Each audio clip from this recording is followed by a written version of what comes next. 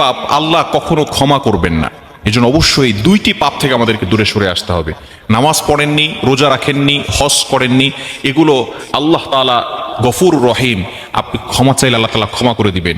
কিন্তু দুইটি পাপ এমন রয়েছে যে পাপগুলো আল্লাহ তাআলা কখনো ক্ষমা করবেন না। নাম্বার ওয়ান, এক নাম্বার হচ্ছে বান্দার হক।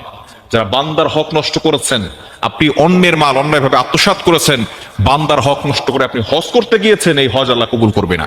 হারাম খেয়েছেন, হারাম খাওয়ার ফলে আপনি নামাজ পড়বেন, রোজা রাখবেন, হজ করবেন, যাকাত দিবেন, কোন ইবাদত আল্লাহ তাআলা কবুল করবেন না, অ্যাকসেপ্ট করবেন না। বান্দার হক খুবই দামি জিনিস।